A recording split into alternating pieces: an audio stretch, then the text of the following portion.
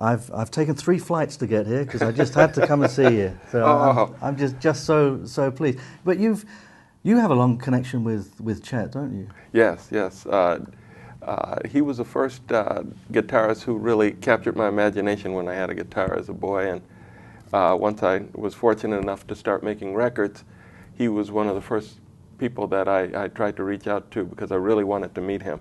And of course, you know as well as me that Chet is just such a wonderful person, and so it was a really special relationship we had. It was great, and I really wonderful. Chet was an incredible inspiration. So was Chet the first guitar player that you really heard? Yeah, he was the first guitar player that I heard who actually played the guitar like I like to think of it as a piano. You know, I mean, he was playing the bass, the middle. You know, I was like, wow, this is like really, you can play anything on the guitar. That was when I first heard him, you know, it was like, man, you can play this like a piano in a way, you know, the way that he approached the instrument. And it really opened my eyes, and it kind of set the course for me over my lifetime, you know, his playing.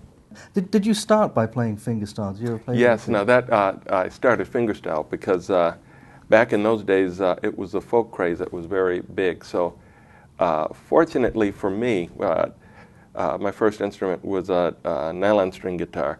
And when I got the guitar, you know, I really didn't know really the difference between the steel string and the nylon string, except I knew the steel string hurt my hands more. I remember that, yeah. So I'm like, no, I'm not going to do that. I'm going to, you know, do the nylon string, purely just because of that, you know, and I never went back, you know.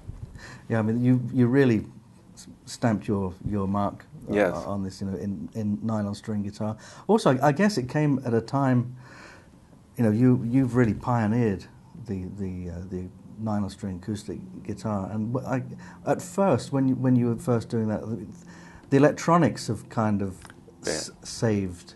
That's kind of saved the acoustic guitar in many ways. Yes.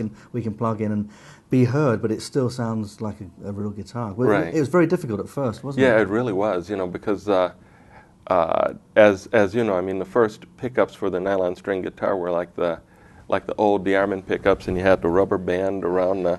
Yeah. And it was like mainly a glorified microphone. There was no real actual advanced pickup for the nylon string for many years. Because when I first heard you play your first albums, I wonder how he does that on the gig live, because playing with a band that's loud, and then if you're playing a nylon string just with a microphone, that's going to be pretty difficult. Yeah. So you have was there headaches with that in the early? Oh yeah, very much so. You know, that was an ongoing problem. Feedback, you know, and I mean for many years. It wasn't until like the mid '80s and beyond that the pickups became much better.